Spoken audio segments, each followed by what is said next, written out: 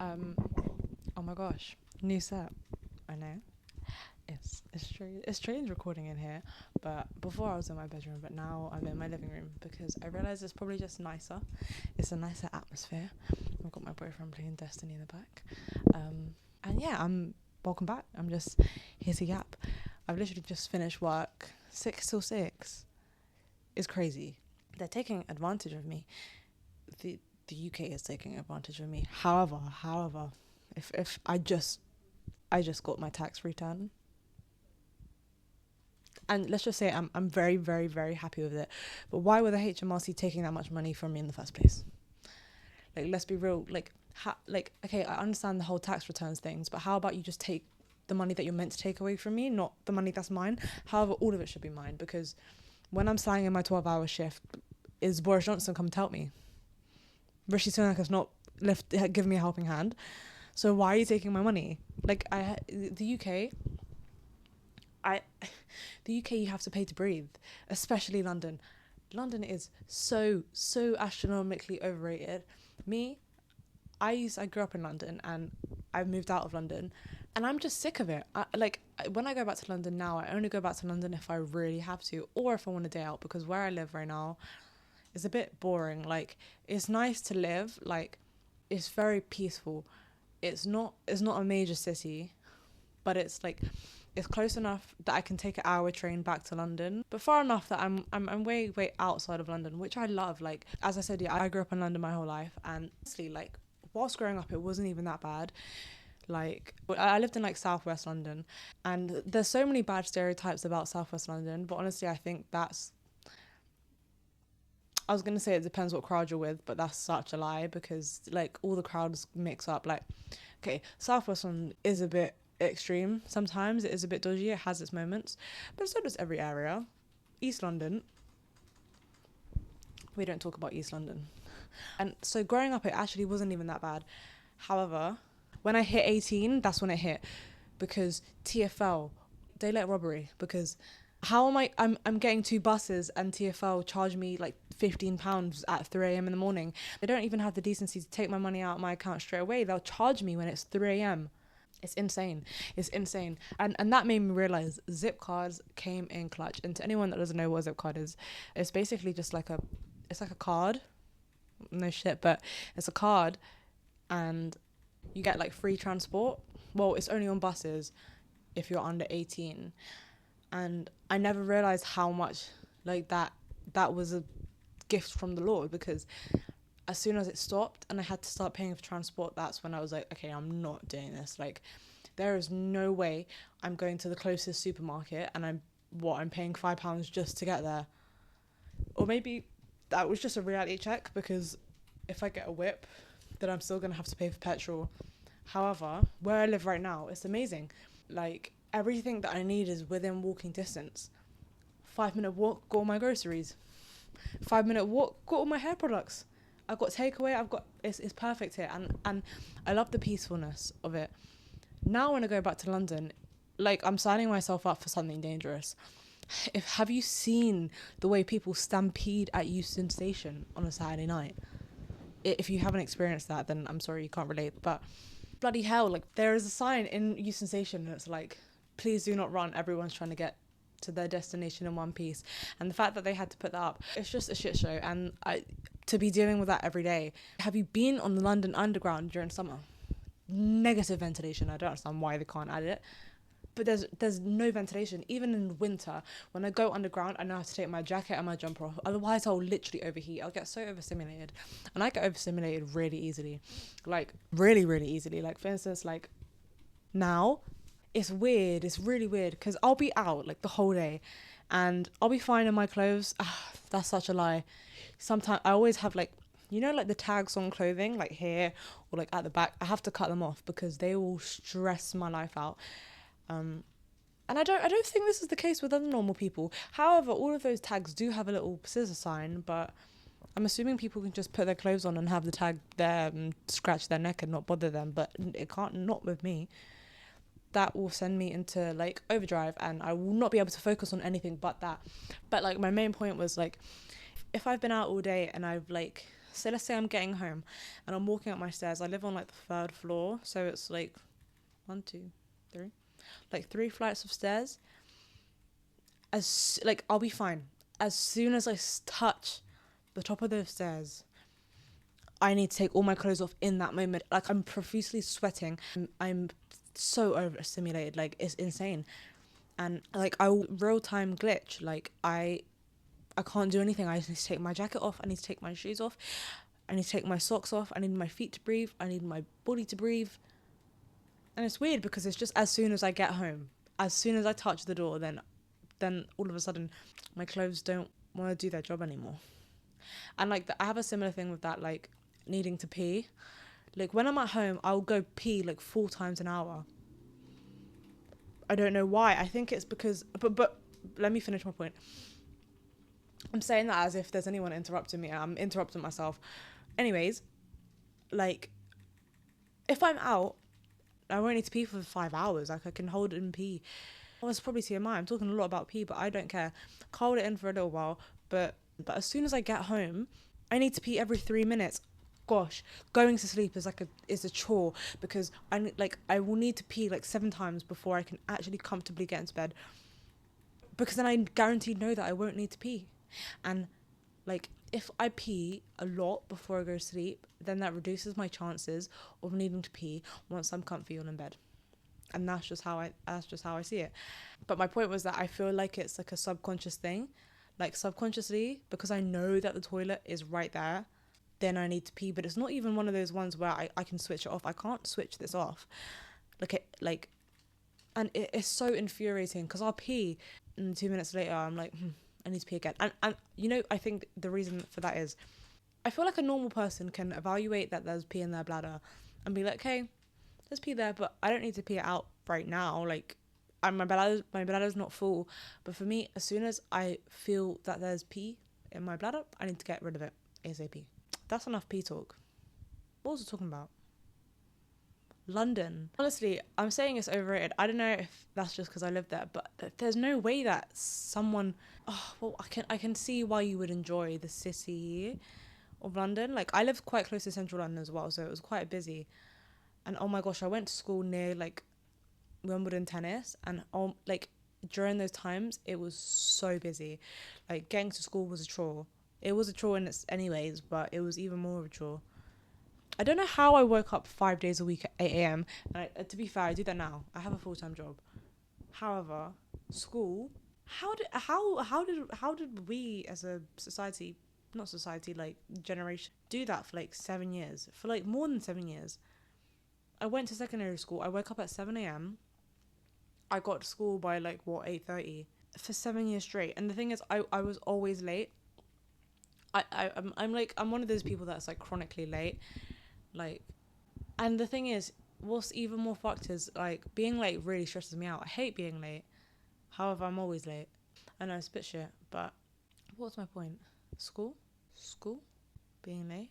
Yeah, like, sorry, I just remembered, but I throughout my whole school years, like, I was stuck in a loop of doom where every single night I would tell myself, okay, I'm gonna go to sleep now. No, so let's start with the morning. I'd wake up feeling tired from the previous night. I'll get onto the previous night later. But I wake up so tired, and I say to myself, okay, when I get home, I'm having a nap. Or when I get home, I'm going to go sleep at 9. I want to have a long rest. I go to school. I come back home. And then I just doom scroll. Or I just watch something. Or I just, like, exist.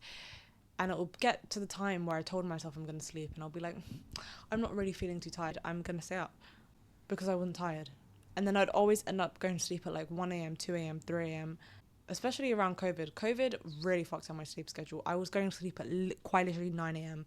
and waking up at like 5 p.m. Who does that? Me. But real. Anyways, and yeah.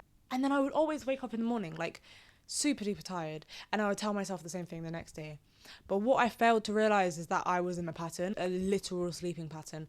And by the time I told myself I was going to sleep, I was never tired, because... I don't know, actually. But you get what I mean. And it was just, like... I feel like also I'm, like, chronically tired. Like, I'm tired all the time.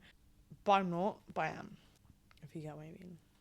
I need to get some water. Another reason why London is so chronically overrated is because there's literally no work. Like where I live right now, as it's kind of like in the middle of nowhere, there's a lot of warehouse jobs, and people shit on warehouse jobs. It's fucking long, but the money makes it worth it, you know? And honestly, you people in London will slave your life away in some retail job or like working at a restaurant for literal minimum wage, having to deal with real life human customers being rude, like, or just like, I just don't see the appeal in working. Okay, I don't know if anyone sees the appeal. I don't know if it.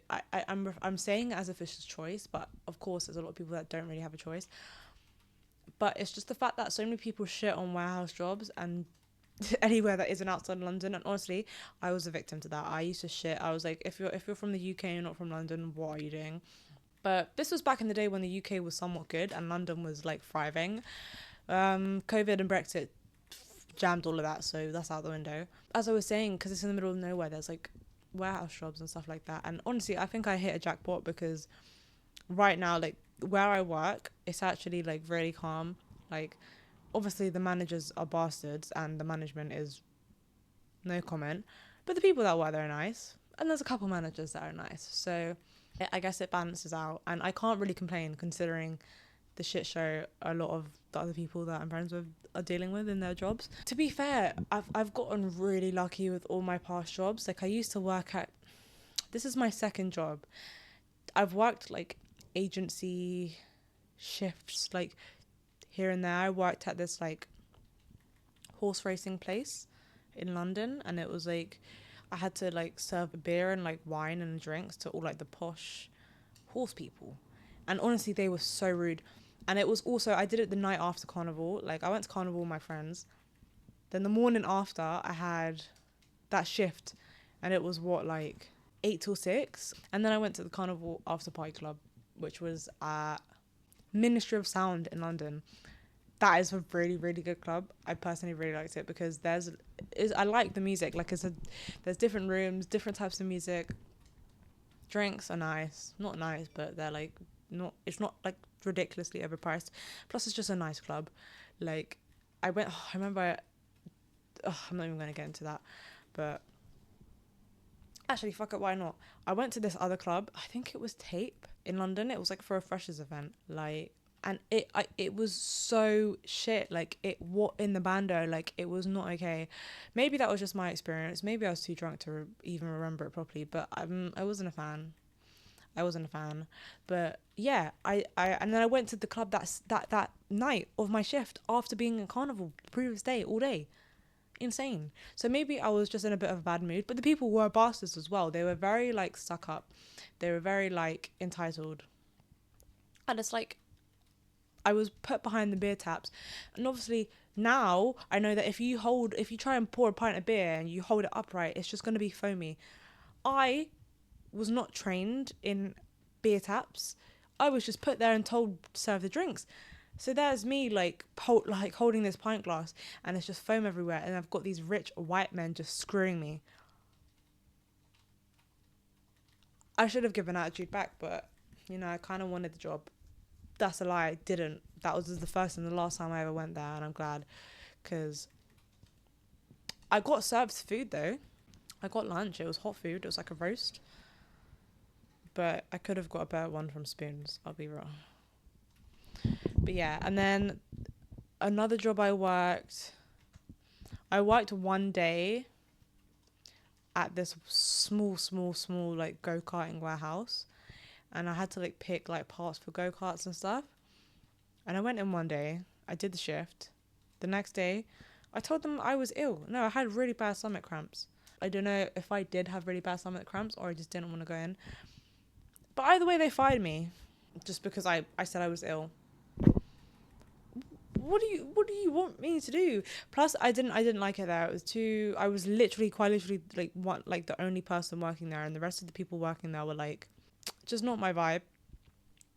But my first job was at this restaurant. It's not a thing anymore, but it was called Fenn, and it was like this fine dining British wine tasting set menu restaurant, and it was quite bougie. Like It was very like simple, like, but it was nice. Like, it was very homely. It was on the Michelin guide as well. And basically, to be honest, I don't know if I would have got the job, like, if I didn't get lucky. But at this point, I was in sixth form, and this was like my main point was the fact that the job market in London is terrible. Like, you can't find a job in London unless you're willing to give your literal limbs and a tooth in return for nothing. But basically, like, I was searching for it. Also, if you're looking for a job, don't use Indeed. They're setting you up for failure. I'm pretty certain the data that you put into Indeed about a job, it never even gets back to the job people, because I don't know anyone that's gotten a job for Indeed. 3 months, I was applying to about 10 jobs a day. I didn't hear anything back. You know, like, if you apply to work in like Sainsbury's or Lidl, or like Costa, you know, the extensive like questionnaire, like scenario bullshit that they make you do. I spent about an hour doing a Costa questionnaire for them to decline me. What more do you want from me? I know how to talk to customers, and I know how to make some coffee. Do you want a degree in engineering too? Like, but my point was that I forgot my point. Job market is shit. Yeah, so for 3 months I was trying to find a job, and then I was like, okay, cool, fuck Indeed. So I started like emailing and calling up these restaurants, like the restaurants themselves, and asking if they were hiring. And I guess God was on my side for this one, because Fenn, that restaurant that I'm talking about, had just opened, so they didn't have any staff. So when I called them, they was like, okay, cool, like, perfect, because, and also it's not a chain restaurant, so it's none of that, like, it's no bullshit involved, just job, money, great. And anyways, I went into the interview, and I basically got the job, like, on the interview. Like, I think they needed people, plus, like, I was very willing to learn. Like, I didn't have any clue about wine, didn't have any clue about, like, being a waitress. Like, I had never done, that was my first job. But they had faith in me, and it turned out, like, to be, like, okay, I've only had 2 jobs, but I feel like it will be the best job I ever have. Actually, not ever, because eventually I want to work for myself, so that will be even better. But as a first job, it was amazing. Like, I worked there for like a year and a half. I met some really good friends. Like, it was a very small restaurant, about, like, in total, like, 7 of us. And that's a lie. Like, it kind of got bigger, like 10 people towards the end. But my point is that it wasn't a lot of people, and one of the people, like, I'm really good friends with the people there still, like, one of them specifically, shout out Angela. But, like, my manager, he was so lovely. Yeah, it was like they did like wine pairings and stuff like that, on wine tastings, with their meals, and they had like a set menu, and it had like 7 courses, and there was like a paired wine to go with each meal. And literally, like, I got so good at, like, not pouring the wine, but like I can stack like loads of plates on my hands. Like, that's like an average waiter thing, but I think it's really cool. And they were very, like, they kind of took their time with me. I feel like I picked it up quite quickly, because I feel like I pick things up quickly in the first place. Narcissist. But anyways, we moved, and then yeah, that was an amazing job. I stayed there for a year and a half, and then I went to uni, so that's why I left. But I would have carried on working there, and all the people that were working there, they shut that location, and they opened up a new restaurant in East London, which I still need to go to. But the good thing about that job was that it was a 0-hour contract, so that was just, like, amazing in the first place. And secondly, like, if it was like, okay, so if obviously we'd open like bottles of wine, and then, like, they can only be open for like 3 days max, so there would be like usually like a couple bottles that are gonna go to waste. But, like, we would just, at the end of the shift, just pour ourselves some. Or, to be honest, throughout the shift, because another thing about my manager, he liked the inclusivity of me trying the wine, like, because, like, the purpose of it is the wine complements the meal, and so I would try the wine and try the meal and understand, like, why 2 and 2 go together.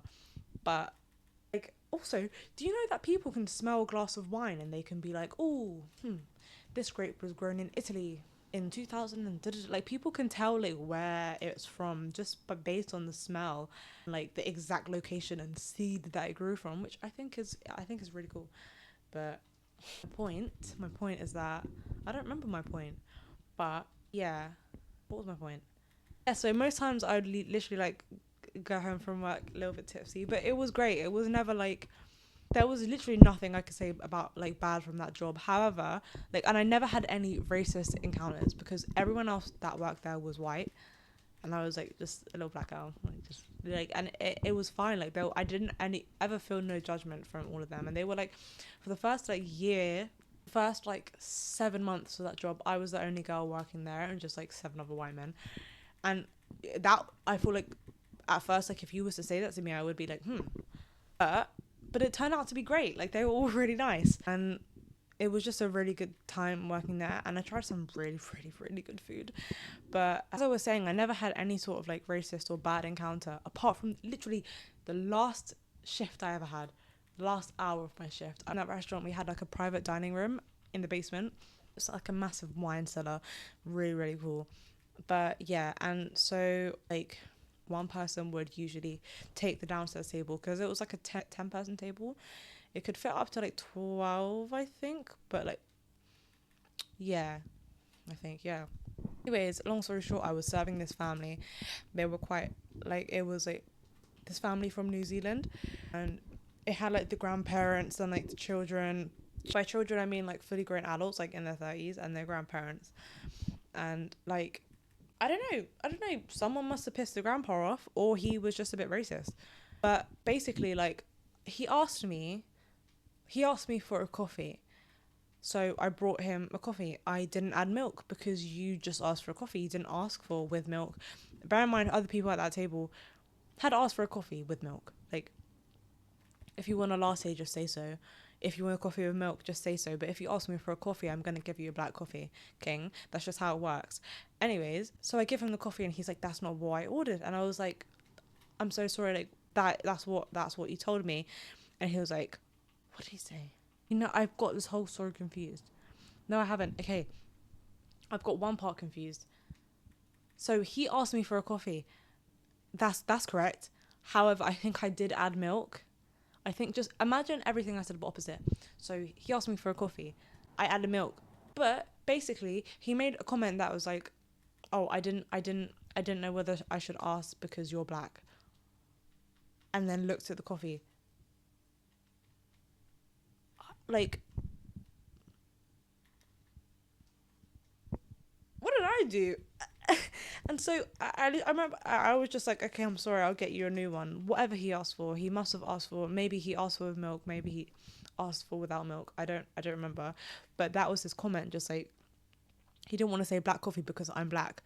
Like, I'm not gonna take offense if you ask for a coffee, king. Like, that's like the dumbest shit I've ever heard. Like, what, I'm gonna be scared to ask you for a white chocolate bar because you're white? I think maybe he was just like, there was some internal anger and he needed to let it out. But like, that was the last day of my shift as well. And to be honest, that didn't really like, I never really felt like, it didn't really bother me, but it was just a bit like, what the fuck? And it's the fact that I had to go down and serve that family. And then I remember I told all the people that I worked with, and they was like, what the hell? And then his son and like his children came upstairs and apologized to me, and they was like, I'm so sorry, you did not deserve that. And I was like, yeah, right, I didn't say that. I was like, yes, thank you. But yeah, working there was great.